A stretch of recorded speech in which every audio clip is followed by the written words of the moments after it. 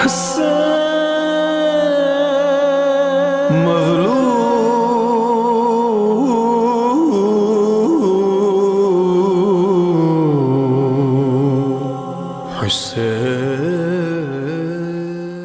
باللہ من الشیطان الرجیم بسم اللہ الرحمن الرحیم الحمد للہ رب العالمین والصلاة والسلام علی محمد وعلی آلہ الطیبین الطاہرین المعصومین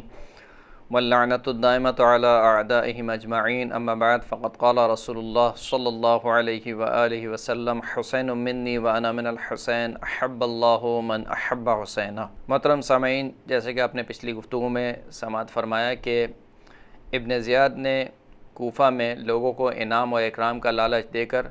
کافی لشکر جمع کیا، یہاں تک کہ 20,000 کا لشکر پسر اسعد کے پاس جمع ہو گیا۔ اور جب اتنا لشکر پسر اسعد کے پاس جمع ہو گیا تو ابن زیاد نے ایک خط لکھا،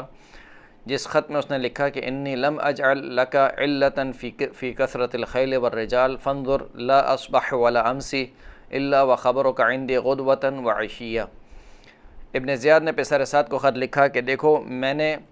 گھوڑوں اور آدمیوں کے اعتبار سے تمہارے لیے کوئی بہانہ نہیں چھوڑا، یعنی اب تمہارے پاس کوئی بہانہ نہیں ہے کہ تمہارے پاس سوار نہیں ہے، یا تمہارے پاس افراد نہیں ہیں، یا تمہارے پاس جو ہے وہ سواری نہیں ہے۔ میں نے سواری اور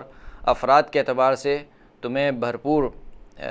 قوت عطا کی ہے، لہٰذا تمہاری خبر جو ہے وہ صبح و شام میرے پاس پہنچ رہی ہے۔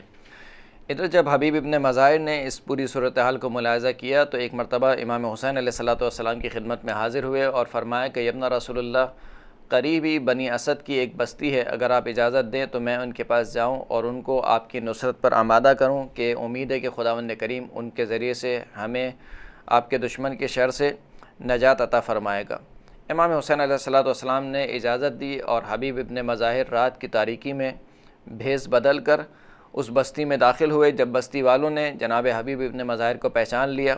تو کہا کہ آپ کیوں تشریف لائے ہیں؟ تو جناب حبیب ابن مظاہر نے فرمایا کہ انی قد اتیتکم بخیر ما اتی بہ وافد الی قوم اتیتکم ادعوکم الی نصر ابن بنت نبیکم فانہ فی عصابۃ من المؤمنین الرجل منہم خیر من 1000 رجل۔ جناب حبیب ابن مظاہر نے فرمایا کہ میں تمہاری طرف خیر کی دعوت لے کر آیا ہوں، اور ایسے خیر کی دعوت لے کر آیا ہوں کہ آج تک کسی نے کسی بھی قوم کو ایسی دعوت خیر نہیں دی ہوگی۔ میں تمہارے پاس اس لیے آیا ہوں کہ تمہارے نبی کا نواسہ تمہارے قریب ہی اس نے پڑاؤ ڈالا ہے اور وہ دشمنوں کے نرغے میں گھرا ہوا ہے، لہٰذا اپنے نبی کے نواسے کی مدد کرو، اور وہ جو تمہارے نبی کا نواسہ ہے ایسے مومنین کے درمیان ہے کہ اس میں سے ایک آدمی 1000 آدمیوں سے زیادہ بہتر ہے، لہٰذا میں تمہیں نصیحت کرنے آیا ہوں کہ امام حسین علیہ السلام کی مدد کرو۔ فاطیعون اليوم فی نصرتہ تنالوا بہا شرف الدنیا والآخرہ، پس میری اطاعت کرو آج کے دن امام حسین کی نصرت کے لیے، کہ جس کے سبب تمہیں دنیا اور آخرت کا شرف عطا ہوگا۔ فإنی اقسم باللہ لا یقتل احد منکم فی سبیل اللہ مع ابن بنت رسول اللہ صلی اللہ علیہ وآلہ وسلم صابرا محتسبا الا کان رفیقا لمحمد فی علیین۔ میں خدا کی قسم کھاتا ہوں کہ تم میں سے کوئی ایک شخص بھی اللہ کی راہ میں امام حسین علیہ السلام کے ساتھ شہید نہیں ہوگا، مگر یہ کہ وہ قیامت میں رسول اللہ صلی اللہ علیہ وآلہ وسلم کا رفیق اور ان کے ساتھ ہوگا اعلیٰ علیین میں۔ جب حبیب ابن مظاہر کی یہ دعوت سنی تو عبداللہ ابن بشر اسدی اس نے لبیک کہا اور ایک رجز پڑھا، جس رجز کا ترجمہ یہ تھا کہ جب لوگ آمادہ جنگ ہوتے ہیں اور شہ سواروں پر مشکل وقت آتا ہے تو وہ جانتے ہیں کہ میں ایک بہادر اور دلیر جنگجو ہوں، گویا میں ایک شیر کی مانند ہوں۔ پھر دوسروں نے بھی لبیک کہی اور 90 افراد تیار ہو گئے کہ امام حسین علیہ السلام کی خیمہ گاہ کی طرف روانہ ہوں۔ اتنے میں کسی نے ابن سعد کو مخبری کی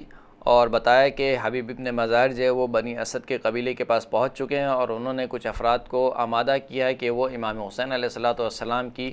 نصرت کریں گے۔ تو ابن سعد نے پسر سعد نے ازرق کو 400 سواروں کے ساتھ بھیجا اور کہا کہ آنے والے کو راستوں میں ہی روک دیں، اور آدھی رات کو فرات کے کنارے دونوں فریقوں کا ٹکراؤ ہوا اور شدید جنگ ہوئی۔ حبیب ابن مظاہر نے ازرق سے کہا کہ تم اس شقاوت کو چھوڑو اور ہمیں جانے دو، لیکن وہ اپنی بات پر اڑا رہا۔ بنی اسد کے تھوڑے سے لوگ ابن سعد کے لشکریوں کا مقابلہ نہ کر سکے اور اسی شب اپنے علاقے کی طرف واپس چلے گئے اور اسی رات کے اندھیرے میں اپنے علاقے کو چھوڑ کر کسی اور طرف نکل گئے۔ حبیب ابن مظاہر نے امام کی خدمت میں واپس آ کر واقعہ بیان کیا اور آپ نے سننے کے بعد فرمایا کہ لا حول ولا قوت الا باللہ العلی العظیم۔ یہ 6 محرم کا دن تھا اور 6 محرم کا دن گزرنے کے بعد جب 7 محرم کی رات آئی تو امام حسین کے لشکر پر پیاس کا غلبہ طاری ہوا، اور روایت کہتی ہے کہ امام حسین علیہ السلام ایک مرتبہ خیموں کے پیچھے گئے اور خیموں کے پیچھے جانے کے بعد قبلہ رخ ہو کر 19 قدم آگے بڑھے اور ایک مرتبہ کھدائی کی تو اس مقام سے میٹھے پانی کا چشمہ پھوٹ نکلا اور امام حسین نے بھی پانی پیا اور سب نے اپنی پیاس بجھائی اور کچھ پانی ذخیرہ کیا اور پھر وہ چشمہ غائب ہو گیا، یہاں تک کہ 7ویں محرم کا دن آ گیا اور ابن زیاد کو کوفہ میں یہ خبر پہنچی کہ امام حسین علیہ السلام گویا کنویں کھود رہے ہیں، تو ابن زیاد نے پسر سعد کو خط لکھا اور کہا کہ اما بعد فقد بلغنی ان الحسین یحفر الآبار ویصیب الماء فیشرب ہوا واصحابہ فانظر اذا ورد علیک کتابی فامنعہم من حفر الآبار ما استطعت وضیق علیہم ولا تدعہم یذوق الماء وافعل بہم کما فعلوا بالزکی عثمان، کہ مجھ تک یہ خبر پہنچی ہے کہ حسین ابن علی جو ہے وہ کنویں کھود رہے ہیں اور پانی ان تک پہنچ رہا ہے اور وہ خود بھی پانی پی رہے ہیں اور ان کے اصحاب بھی پانی پی رہے ہیں، پس جب میری یہ کتاب، میرا یہ خط تم تک پہنچے تو ان کو کنویں کھودنے سے منع کرو جہاں تک تم منع کر سکتے ہو اور ان کے اوپر انتہائی سختی کے ساتھ ان کے ساتھ پیش آؤ اور انہیں یہ مہلت نہ دو کہ وہ پانی پئیں، اور ان کے ساتھ وہی کرو کہ جو انہوں نے عثمان خلیفہ سوم کے ساتھ کیا۔ یہاں پر مورخین کو ایک بات پوچھنی چاہیے